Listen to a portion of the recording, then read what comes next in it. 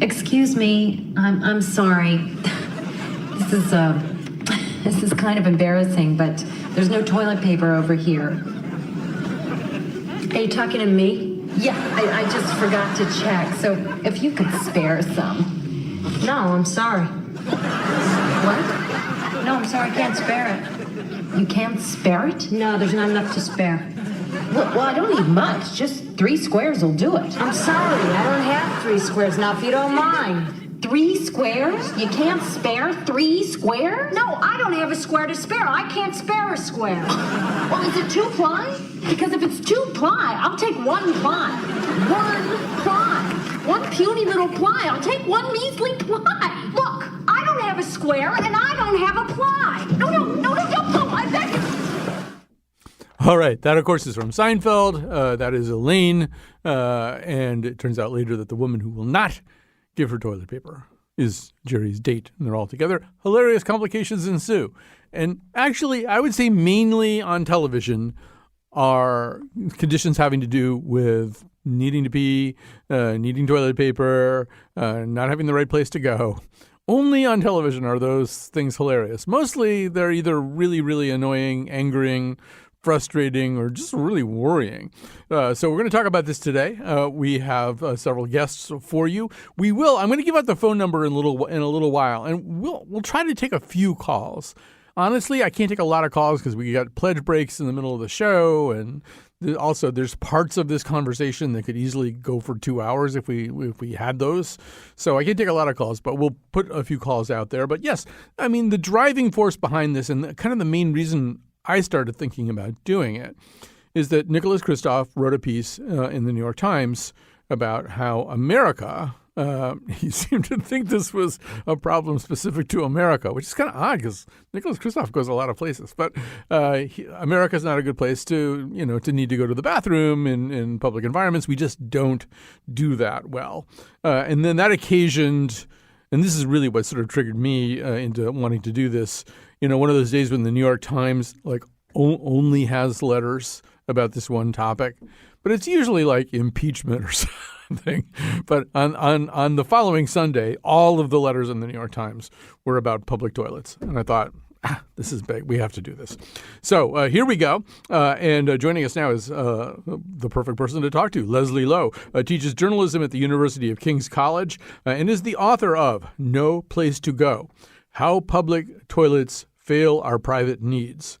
I would like to say, before I bring her on board, that this book should be accompanied by a warning sticker that says, warning, while reading this book, you will constantly think that you need to go pee, even if you just did 3 minutes ago.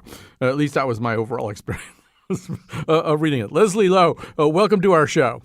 Happy to oblige. So, I guess maybe the place to begin here is this is a situation that you might think would be getting better, as we sort of rethink our obligations to different groups in society, as we try to understand very specific issues that women have that maybe men don't have, as we begin to incorporate trans and other gender nonconforming people into our society. You would think that overall public toilets would be something that were thought about in a new way and kind of amplified in terms of access. And from what I can tell, exactly the opposite is happening. Yeah, I think the opposite is happening. I think in part we have to sort of contextualize this with COVID, because I do think there are more people than ever talking about the need for public bathrooms and really understanding that public bathrooms contribute to everybody's ability to use public space. So I do see lots of signs that the ideas are changing. But I think, what's kind of hampered that particularly acutely is COVID, which has shifted everything in the world. And also, public bathrooms can be, and I don't mean public bathrooms as the bathrooms in McDonald's or Starbucks or your local independent cafe, but on-street government-funded bathrooms are expensive, and so I think jurisdictions need to think through really clearly where they want to put their money, and frequently, for a whole bunch of reasons we can probably talk about, bathrooms just get pushed down the list. Right. Well, there are a whole bunch of reasons, and some of them are issues of negligence. and some of them I think are because it's sort of a subject that we don't like keeping top of mind, or at least a lot of people don't. But it's also money, right? It's money. They are expensive to maintain, and people make sexy time in them, and people vandalize them, and somebody's got to maintain them, and everybody's municipal budget is strapped for cash. So, I mean, is that sort of issue number one? You should pardon the expression. You mean the cost? Yeah. I don't think that is the number one issue that people should be thinking about, because I think that is a view that neglects to consider all of the myriad benefits of having public bathrooms in specifically, let's say, downtown cores. And so we can talk about, all the good things like, equity for people who need this amenity, which is everybody. Everybody needs this. Some people are more cut off than others. So if you're experiencing homelessness, you're probably more likely to need a public bathroom than somebody who's not experiencing homelessness. And cities ought to be working to level the playing field in that way. And so there's that. But the other thing I frequently point people to is I ask the question, why do you think malls have great public bathrooms?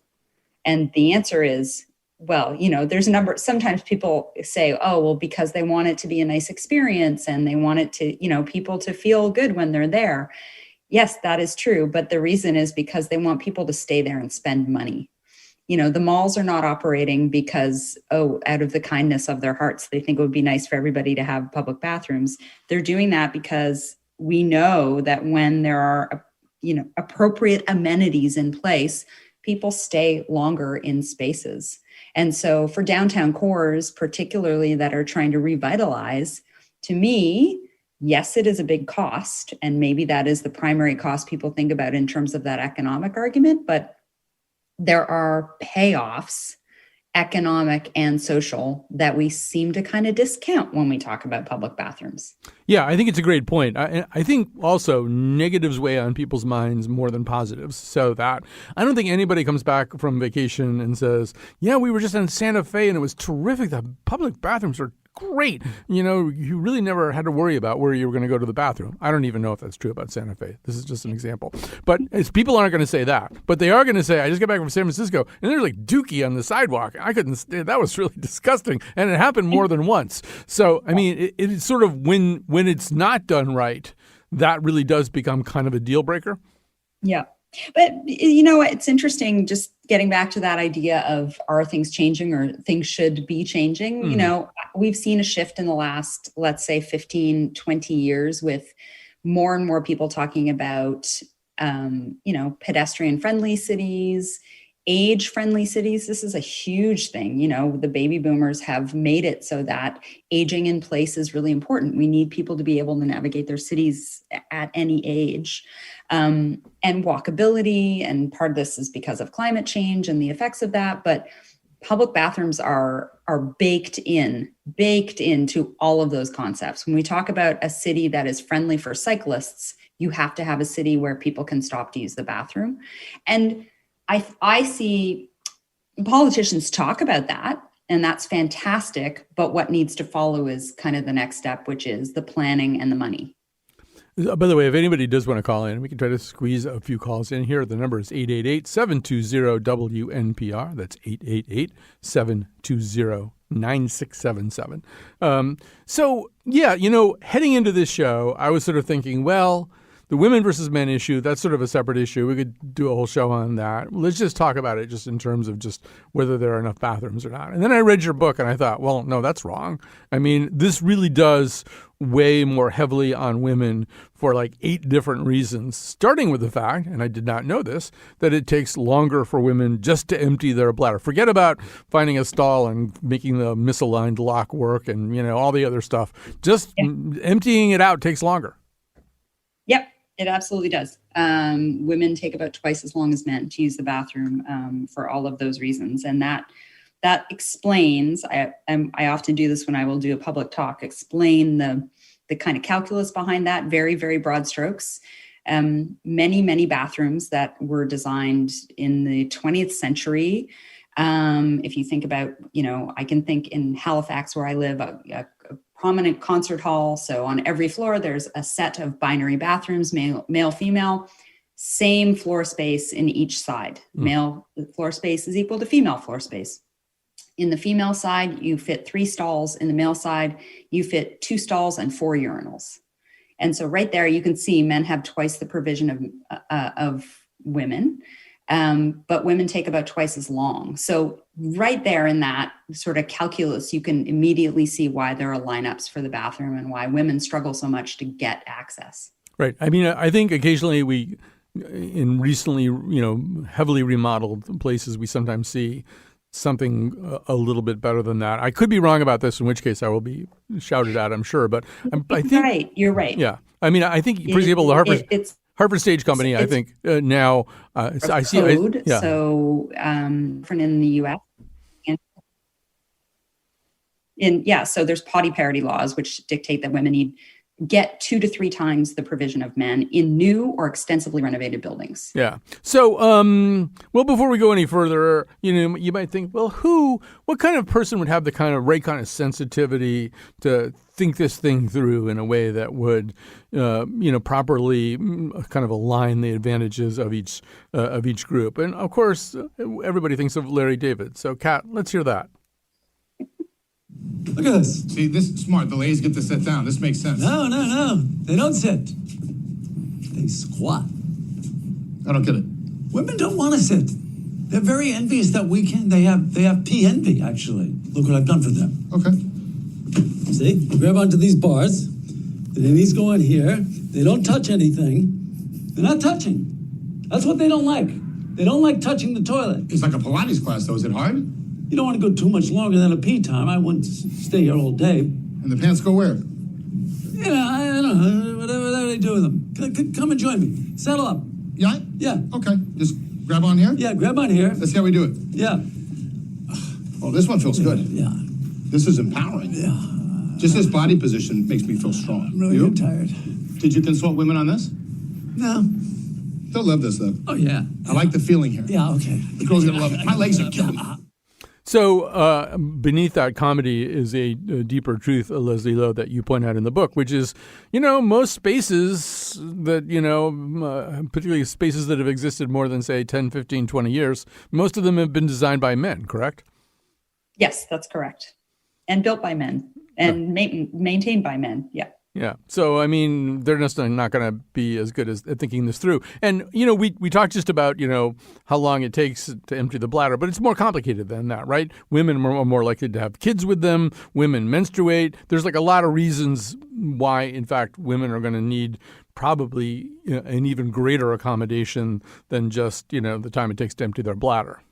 Yeah, that's right. Women are visiting the bathroom for more reasons. They are visiting the bathroom more frequently than men, and they're more frequently in charge of people they are caring for. So that ends up being, kind of doubling or tripling or however many people you have with you, the times you're going in, and it takes longer when you do so.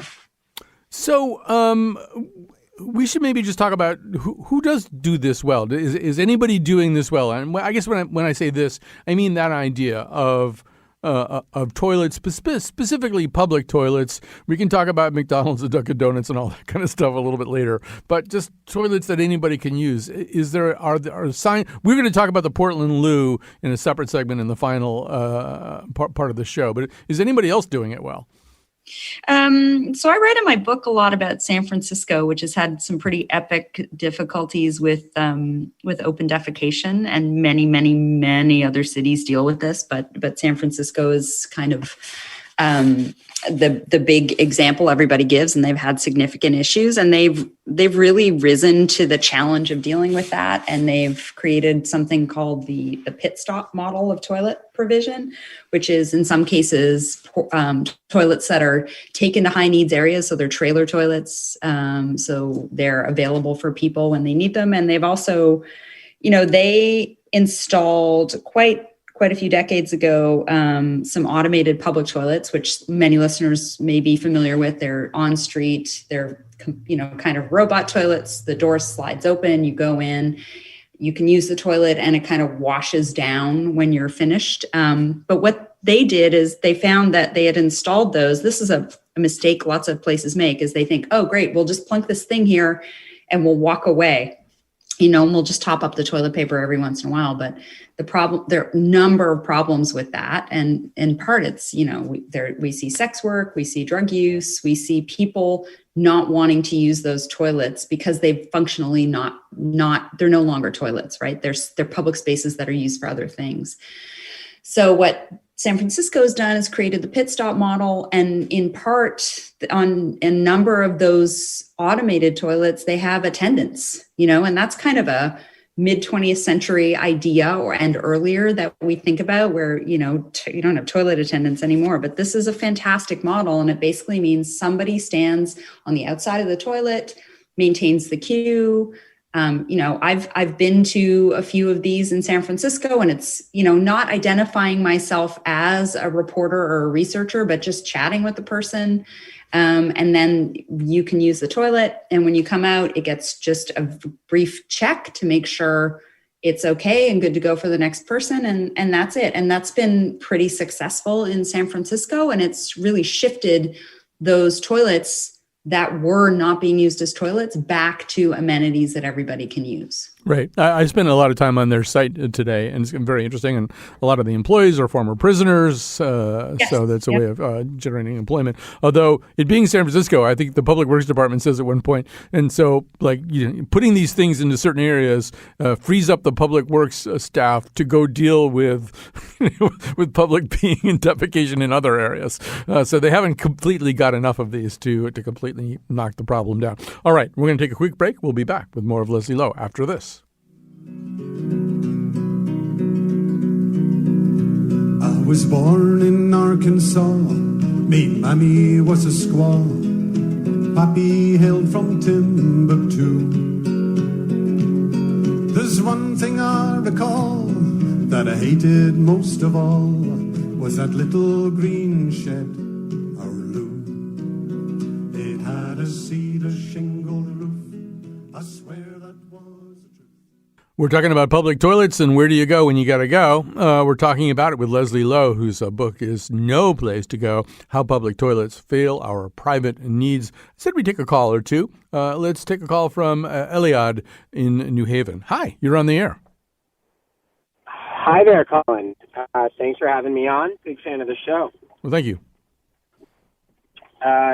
So I feel pretty strongly about this.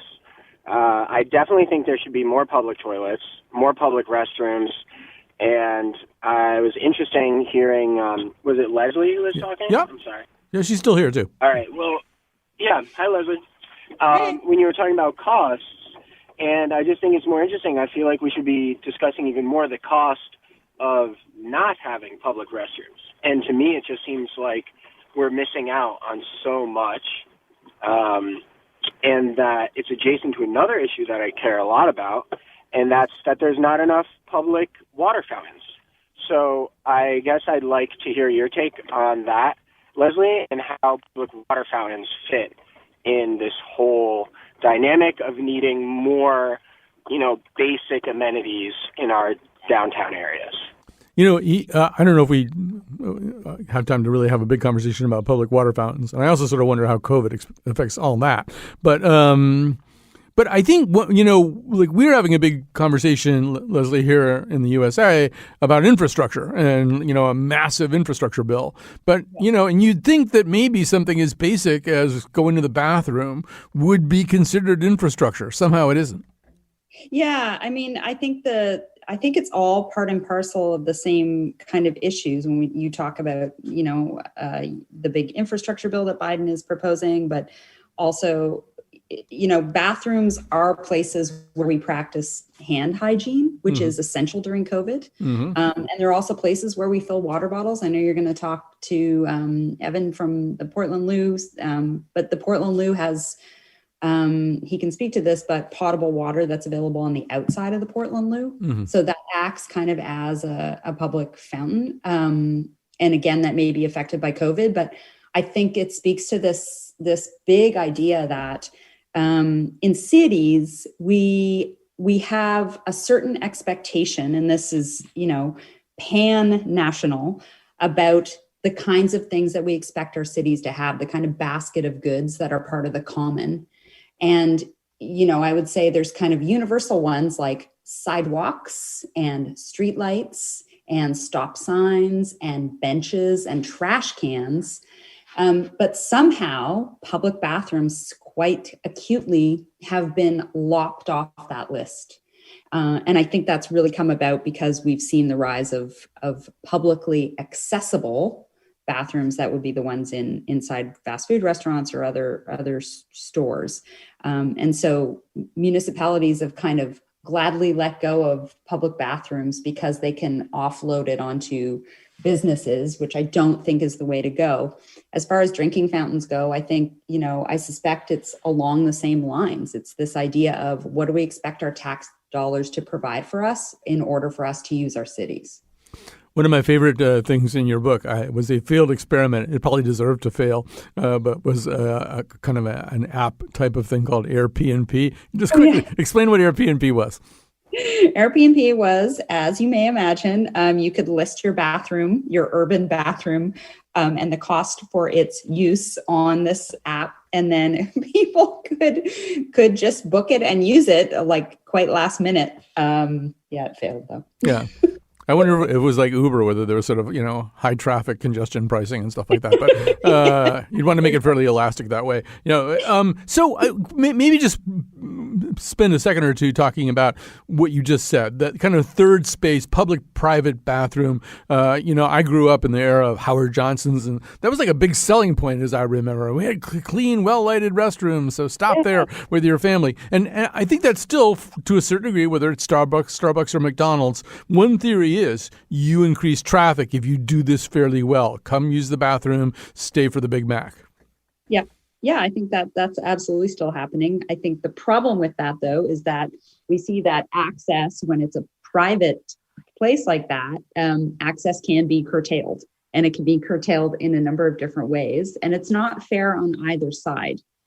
So you have somebody who is perhaps experiencing profound homelessness, somebody who has not showered in a very long time, somebody who frankly may have soiled themselves and they need a bathroom and they are barred from coming into a restaurant. That's not a good position for that person to be in. It's not a good position for the people working there to be in, to have to enforce that kind of rule. If you have a public space, the quote unquote third space, that's it is part of the third space, like a library. That's something where the deal is everybody gets to use this, no questions asked. And, we meet people where they are and we deal with it. And that's the job of that place. And I think that, that's missing quite a bit. So this is a huge topic here, and we should say in your book, there's a really long stretch of your book which takes place at Wesleyan University, which is, 25 minutes maybe from where I'm sitting. So, and that's where, unsurprisingly, if you know Wesleyan, the whole issue of bathrooms for trans people, gender nonconforming people, very, very quickly came to a head. You, once again, should pardon the expression. So, explain about that. I think what's really interesting is kind of where this winds up, which is you can't just take the conventional bathroom allocation and fix it so that it addresses this issue. You almost have to rethink the space and the function entirely. Yeah. This was a situation, this is going back a few years, but it was a situation in broad strokes where students had been year over year asking for more non-binary options, or more all-gender options in terms of bathrooms. And students felt that one student who I spoke to said, there was this sense that because there's student turnover every 2 years or 4 years or whatever, that, there is a lack of impetus on behalf of the university to really make change quickly because the institutional memory just gets wiped in terms of students. And so a group of students kind of had enough, and they decided they were going to tear all of the gender signs off of the bathrooms. And so they did that. They just destroyed the signs, and they did it over I think it was a few days. And it was a big problem. obviously for the administration, it was a big problem because they wanted to keep the gendered bathrooms gendered because that's how they had been designed. But it also became a real flashpoint for some women on campus who felt that they were not safe sharing bathrooms with men. And this is, I say in the book, this is one of my sources says, you're way more likely, if you're concerned about sexual assault, you're far more likely to be sexually assaulted at the party you go to later than you are using the shared gender bathroom at the college library. But, that's a story that really highlights how sometimes when we're seeking equity, and I think it's very hard to find people who would not argue that we should be seeking equity in this front. People who are trans or non-binary deal with harassment, both physical violence, verbal harassment when they use bathrooms that match their gender expression. And that is a problem that needs to be fixed. But at the same time, I don't think it's okay to just completely discount the experiences and the feelings of women who are scared. So that was an anecdote that really, really showed that competing bathroom issues are not simple to fix. They're really, really sometimes can be at odds. And it does require, as you say, this kind of wholesale reimagining of the bathrooms. And that itself it's far more costly than just ripping the signs off. Right. I mean, you throwing the doors open doesn't really solve the problems of a lot of trans people, too. There are going to be trans people who don't feel safe in the men's room and aren't welcome in the women's room. So their problems are not solved either. You really are probably looking at a situation where you either need the kind of single-use, individual bathroom, one at a time, or a third sign for a third kind of bathroom. But anyway, we have to stop there. Leslie Lowe teaches journalism at the University of King's College and is the author of, and believe me, there is plenty more to read. We have barely scratched the surface. So she's the author of No Place to Go, How Public Toilets Fail Our Private Needs. Here come some very nice people who've been allowed to go to the bathroom before they did this, and they are going to ask you to support public broadcasting, this show in particular. It's always great if you give during our time period, because then people think, oh, this is the thing they like, You see what I'm saying here? Are you making this connection?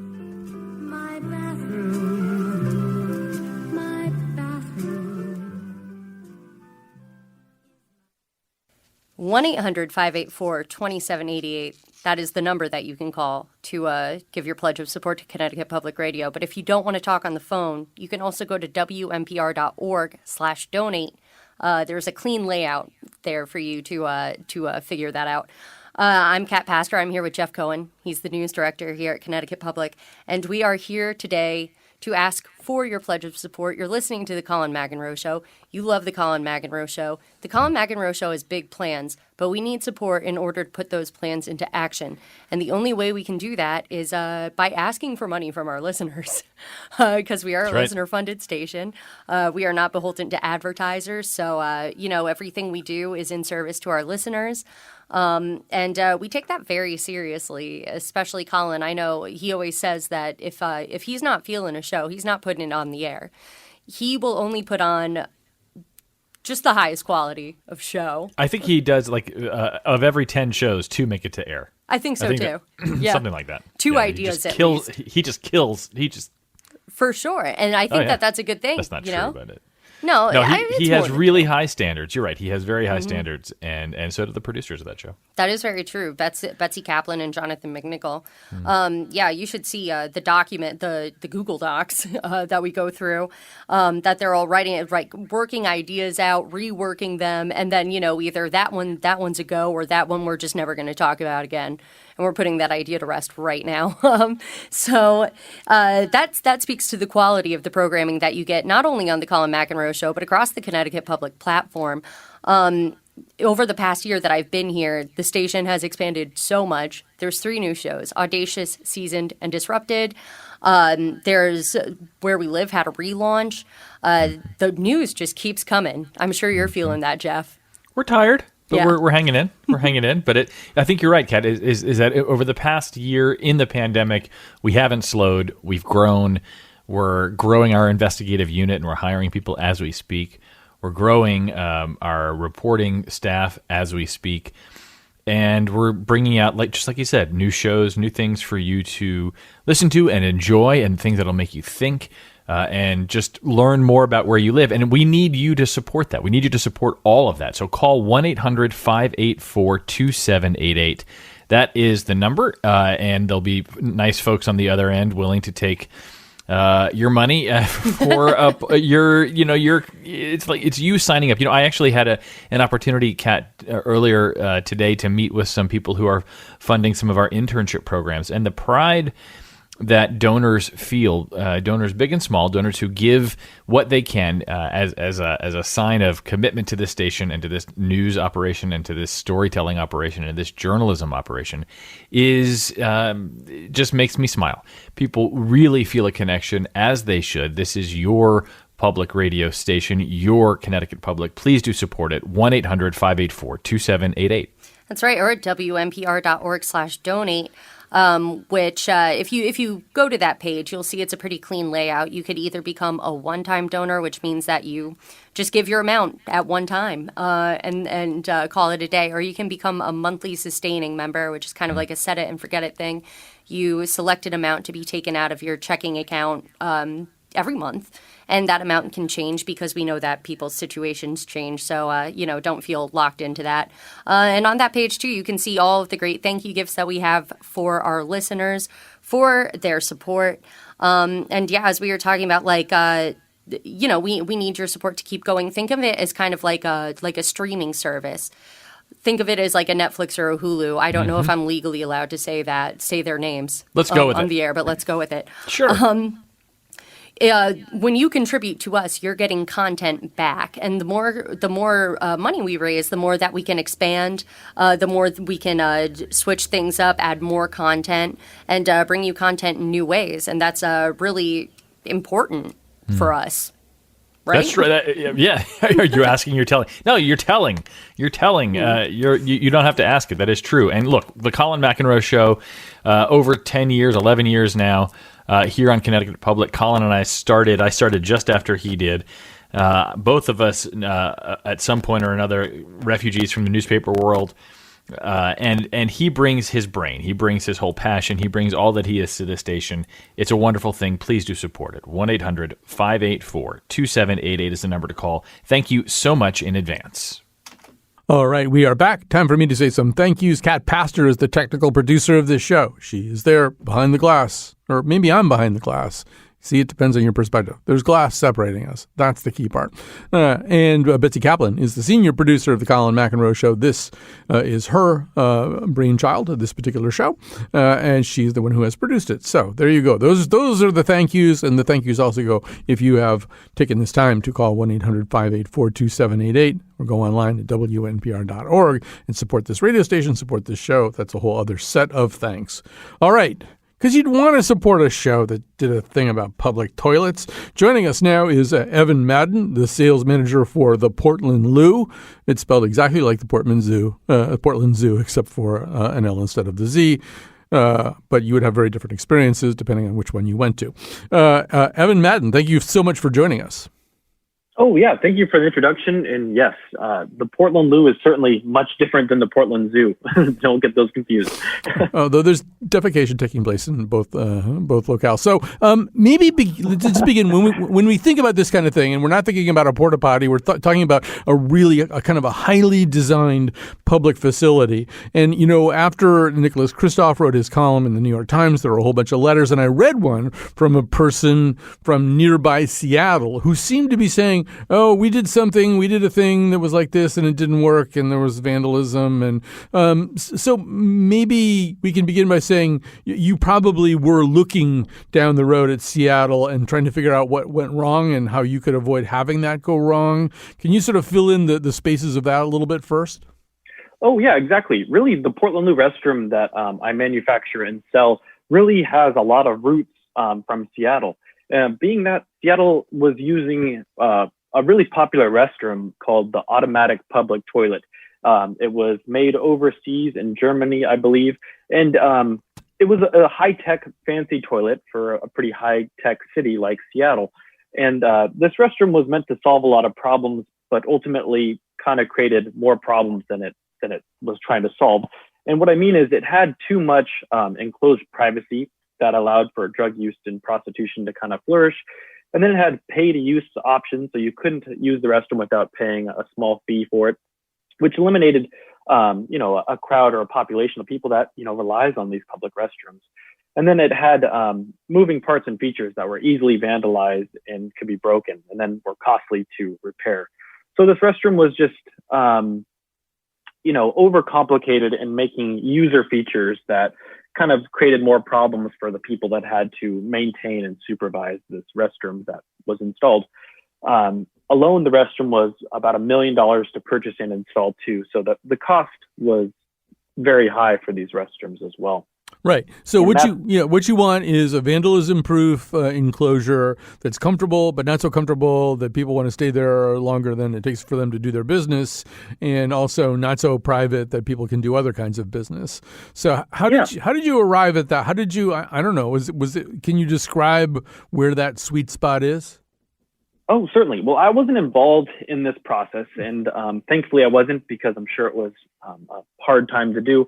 But really, it involved the police and fire departments, and then the parks maintenance staff, and then getting everyone that would have to engage in the restroom after it was installed, making sure they got the durability they wanted out of it. And really, what we push for is almost a prison grade structure. So imagine anyone 24/7, 365 should be able to pick up this restroom and walk away undefeated for how strong and durable this is. And nothing can be ripped off. Nothing gets destroyed other than scratching of the restroom that I really can't defend too much. And then also smashing of the flush handle and door handles of the restroom. But really, the restroom is nearly bullet or bat proof that it is very strong and durable. And then just kind of eliminating complete privacy is how you're able to allow this to be unmonitored in the public. And it's creating a place that you don't feel safe, that you can either live in or do unwanted behaviors in, that this kind of semi-private space doesn't allow that kind of behavior to happen. I'm sure it does, but not in the same way that other restrooms would. Now, do I have it right that one thing that happens here is you wash your hands on the outside of the enclosure? Yeah, correct. And that's a way to generate higher usage rates, and it eliminates something called the hotel effect. It's trying to eliminate all the comforts of a home or a dwelling inside this unit and kind of separate them apart. So while they're all still there together, the behavior of how you use them is different and benefits more of the people that have to want to have higher usage rates for this restroom too, making sure it's always available. So the way this works and the way that it's going to work, and this is really where you do come in a significant way, is that not just Portland, but other municipalities are going to buy these things or contract, I guess, for these things. So how's that going?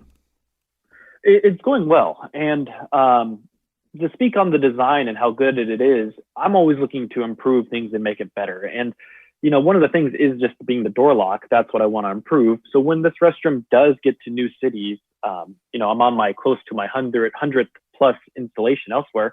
It's fun to see the first one that's just down the street from where we manufacture them to, where they'll go across the country, and know that we're building these so much better all the time, and that each city gets to benefit from Portland's design. So I have them from all across the country, in the US to in Canada as well, quite a few. Probably close to 15 in Canada, and one as far away as Dunedin, New Zealand, where they have the world's steepest street in Baldwin Street. And having a tourist attraction or destination without having a building or facility for this, they kind of needed a restroom to have something there at this destination. So when municipalities are trying to make a decision about whether to do this, what are the tipping points? I mean, obviously, this is going to cost some money, and municipalities always feel like they don't have any money for anything. So how's the persuasion work? It's typically it's either replacing an existing facility that's just too costly to maintain, and that's a pretty easy decision to to replace it with a Portland loo. But I think what you're referring to is like when people have no restrooms available in downtowns, and that's where the loo really kind of exists in a market that doesn't have any competition, because a restroom that's designed really not for the user, but for the people that have to, maintain it, supervise it. That's what makes this restroom so an easier decision to add to a city where it's going to be unsupervised a lot of the time. It's going to be messy, but making sure it's easy to clean is going to be to your benefit. So when the restroom is so durable and unlike any traditional restrooms, I think that really helps sell the idea of, if we're going to have a restroom in downtown, this is what we want.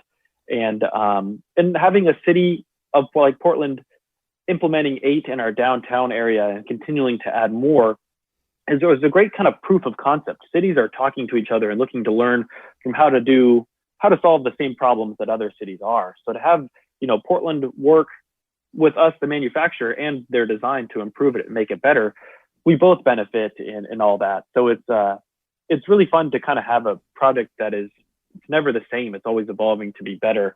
And I get to work with cities to make a restroom that's specific for them. And it's not always just the Portland loo. When it arrives somewhere, it becomes that city or that street's loo and kind of has features that really make it benefit where they go.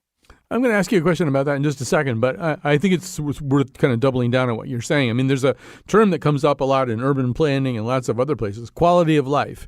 And, when you say quality of life, where you poop and pee isn't necessarily the first thing you think of.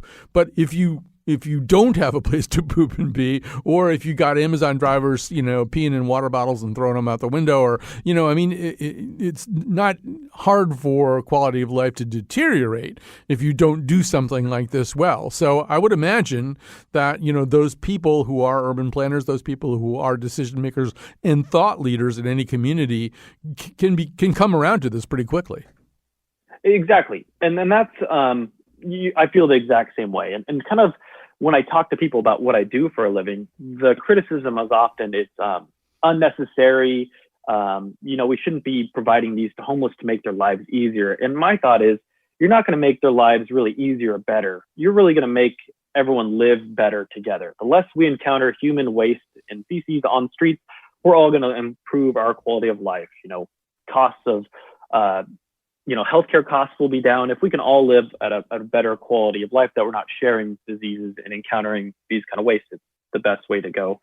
And being that it's not just for the homeless is absolutely important too. These restrooms are best sited in a way that are inviting and used by everyone. And that also helps siting this restroom and having a successful installation is how you look to site this restroom with CEPTED principles is what I talk about. It's crime prevention through environmental design. And it really creates an area that has open sightlines and visibility, and then kind of create behaviors in a way that you engineer the problems out of the space. And it's always like continuously improving it, but there's never a set guideline for it, but there's certain ideas to adhere to help installations go quicker or better. Right. So, I mean, obviously your thing always has to be ADA compliant. But what you're saying in terms of like the different municipalities, I assume like how high the toilet paper dispenser has to be or something like that, it's going to vary from place to place? Sometimes it does. It's always a shock to learn that it varies slightly in each city and state, thinking it should be the same. But again, I don't want to have to decide. I just want to build the best restroom that's going to be, to manufacture things well, you want everything to be the same. And certainly most of it is, but there's certain variances where it does come across where it's different in some cities. But we are able to kind of create restrooms that are not just for the downtown areas that are really focused on kind of, tough neighborhoods or ugly locations, that have drug use kind of problems is what I'm referring to. We also have them in nice parks in places where kids and families go, near water fountains. And that's where we have features like a Sharps container versus a baby changing table. And I often refer that if you're getting a Sharps container, you probably don't want a baby changing station because the area is just going to be different. But it's kind of important to consider what kind of types of people will be using this as much as possible and doing that sort of thing. So we are able to put the restroom in very cold and snowy conditions, being that my coldest is probably in Smithers, Canada, in northern BC, Canada. And then also I have my Southern California to Miami installations that are able to be in warm weather and high storms. I have a hurricane-rated restroom in Miami and a negative 24 rated restroom up in northern Canada. So these restrooms are needed everywhere at all times. So in the dead of winter, I have close to 4 feet of snow around my Smithers location, and probably people in bikinis and flip-flops using my restroom in Miami. So it's everyone will need to use this restroom, and kind of having them at beaches and other places is a great idea as well. All right, Evan Madden, we're going to have to stop there, but Evan Madden is the sales manager for the Portland Loo. Get one for Hartford, get one for New Haven. Well, maybe they have them. I don't think they do, though. All right, so once again, I'm going to say some people are going to come on, I think, for like 3 minutes and ask if you would be willing to support public radio. If you say yes during our little time slot here, it's a good thing for us. It doesn't hurt anyway, right? It's better than a poke in the eye with a sharp stick, as my father used to say. So please do it. Please do support us, support the station, but very specifically support our show by pledging during our show. Don't make me beg.